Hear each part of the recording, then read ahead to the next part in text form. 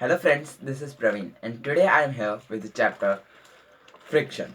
I have earlier uploaded a video on force and pressure. I recommend you to watch it first. So let's get started with our today's video.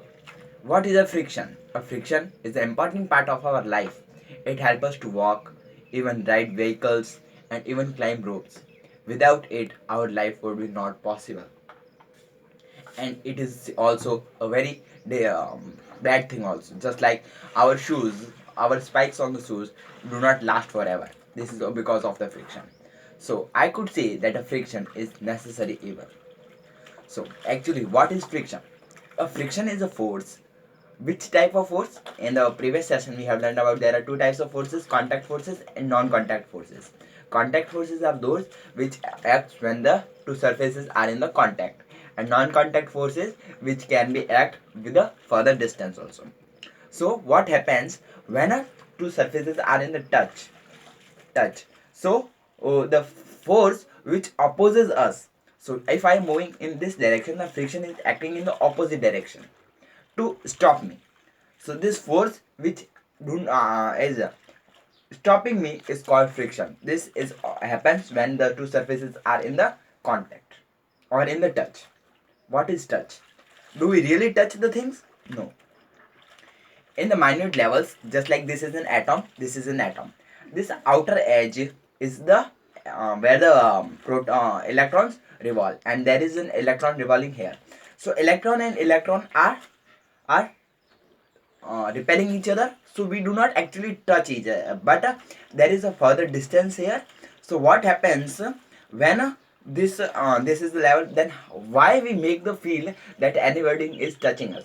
So this the repulsion feel is touch, that anybody is touching. So, and you can see when I touch it forms a band here, or my skin goes inside. So why this is possible? So these are the two electrons. When this moves near that, this changes path and go away. So that means this as this here is a proton deficiency go back, and this all rays come out. So that is the phenomena of touching.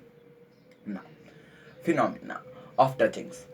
There is no any real theory about the friction, because we assume the friction to be zero. Not we cannot produce any surface where the friction is zero. We have to lubricate it. So there is no specified theory based on the friction. We only assume to be that this much of friction is applied, and the friction is a regular stopping force. It always opposes that amount of force. So what happens, the just like the friction opposes only for example, friction opposes only for 9 newtons, and I am applying the 5 newtons, and he is applying the 5 newtons. So we would both as we learned in the force, that we will not move in any direction. But what will happen if I increase my force? So this friction now can't, its maximum is 5, so it can't increase more than it. So what would happen? I would move or accelerate in that direction, but my 5 newton of applying in this direction would be lost by friction in this direction. Now we are going to learn about the parameters of the friction. What are the different parameters that affects the friction? So you, to know this about, we have to take a simple experiment. You take two blocks, one with a larger surface area and one with a smaller surface area, and one is larger and heavier and another is smaller. You will know that you require a small force, or the small force, to push a smaller block compared to the larger block. Why the friction depends on the weight or the force applied and the contact area. So reducing the contact area means reducing the friction. Now we are going to learn about the different types of the frictions. There are mainly two types of frictions. These are static friction and dynamic friction. Static means the word to stop, means the force which is the stop. The friction when it acts is when the surface is stopped. This is called the static friction. We always assume that a friction is caused by the rough surfaces. Why only rough surfaces? Actually, the rough surface and one more phenomenon which helps the friction to stop things is bonding. When there are two surfaces, this forms a bond with each other. This forms causes the object to stop. But what happens if the body is at a continuous rest? The more and more bonds are formed, so it is difficult to move the body. And the second type of friction is dynamic friction, which means moving friction. There are also two parts of that. That is called static friction and rolling friction. Static means to slide over. So slide over, and rolling means to roll about roll. So static friction. Static friction is applied when a body is rubbed, in which the bonds are formed, but they are easily broken due to the inertia, and this roughness also creates the issue of the friction.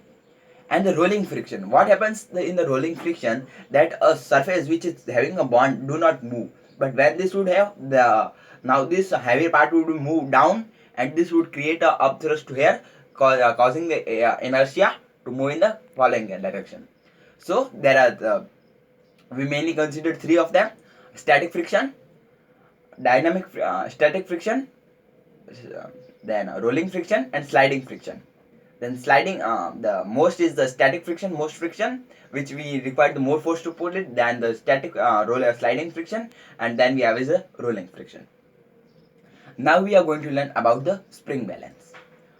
How we can measure the friction, how much force friction is required.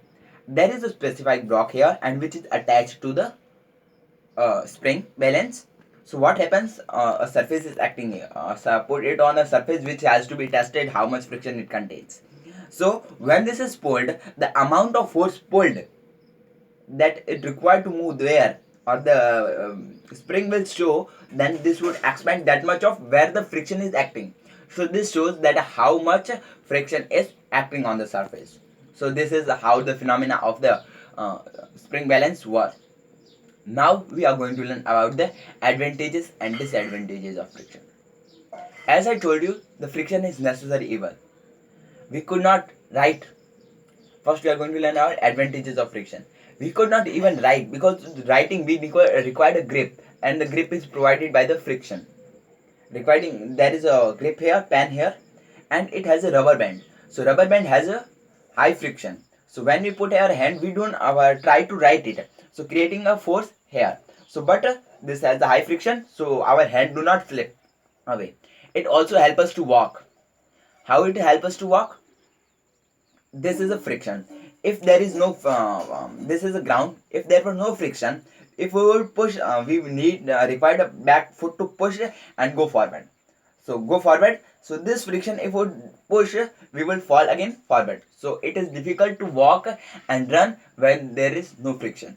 Writing with chalks, pen, colors, etc. is also impossible without friction. And another phenomena is we could not ride our vehicles. Why we could not ride our vehicles? So if there is a car here, example of a, let's say, a bicycle. So what happens? The bicycle will start rotating. But what happens due to the friction which is not acting to hold the tire grip? So what will happen? It would go in the not go in the, and it would started slipping there only. So to create or move a vehicle, we required a ground which has a friction on it. And taking an example of a matchstick contains the head of a phosphorus and a body. So what happens when there is a sideward part which contains a friction or rough surface? So when you strike on it, what happens? It produces a heat. This heat is enough to light up the phosphorus, and the phosphorus burns rapidly, causing the wooden part of the matchstick to also burn. Now we are going to see the disadvantages of the friction. You see that with a lot of friction, or a body is running, just like a machine is running for a long hour, it becomes hot. This is the friction. And in this place, the coolant does not work that so fine, because if the body is heated so fast, or its friction is increased rapidly, what will happen? When the cooler applied on it, and it would become the rapid cold, so which cause even freeze the engine. The another is the tires and the your slippers edge do not last forever. This is because of friction. Because friction, the force you applied helped also the some particles to left back. So your foot for legs, these spikes do not last forever. This is one more disadvantages. And the friction is the loss of energy, because if I take a surface and I am applying the 10 Newton here and 2 Newton, this is the friction force. So what will happen? The mine 2 Newtons are wasted. I am applying now 8 Newtons. Now 2 Newtons are wasted. Now I am applying mine 6 effort. 6 Newton efforts are going forward. Then I will apply 6. Then I would go. If I will apply only 2, my none of these weight efforts would be done. My all the energy would be wasted. Now we are going to learn about how to increase or decrease the friction, because increasing is also beneficial, decreasing also beneficial, and none is also bad for us. So how to first increase the friction? Increase the friction, first you can do is to make the surface rough. This is the main type, that you can make the surface rough, or use any rough surface. Or even you can do is to make the spikes. Just like you see in a tire, the tire is not a straight smooth. It has a zigzag marking or the different marking on it. This create a rough surface so that it could hold the friction. Even the for F1 cars do not have these markings because they have to go really fast. So the friction would stop us. So they have to go really fast. They have some friction, otherwise they could not move. But the friction is reduced so that it could move forward with a faster speed or velocity. Now we are going to learn about how to decrease the friction. How we can decrease the friction? First, we can use the ball bearings. What you can do is the simple activity: take a box, put some round things, sphere things, marbles, etc. What you have, and put another thing, and again marbles, and put another thing. And when you will rotate it, now the you will apply. You will see that rolling a book is very hard on the surface, but it would be very easy on the walls which you have to make an experiment setup. So we are trying to convert the this is a mine wall shaft, and this is so it's sliding friction. As we know that sliding friction is larger than the rolling friction. So we use the balls at the side. So there are balls at the side. They would roll, creating mine the shaft to also move. Other you can use is lubricant. This you see that a surface friction is caused by the bulges. So to fill these bulges, we use a lubricant that is called powder. So while playing a chess, when these players are do not moving the fine at a fine distance, we use the powder to make it all the to reduce friction. This is the one way to reduce friction. Now we are going to learn about the fluid friction. You will say, my hand is in air. How does I feel any friction? Because nobody is touching me. Is really nobody touching you, or is it? Is it air touching you? Air or the water combined is known as a fluid. So when you are not touching, also the air is touching you. So when you will move, the air resistance or the air fluid friction acts on you. So fluid friction is lesser than the solid friction, but it is the friction. We have to take a. So have you ever seen a sparrow? A sparrow or a boat or a aeroplane. It is always shaped in a streamline shape. Why it is also?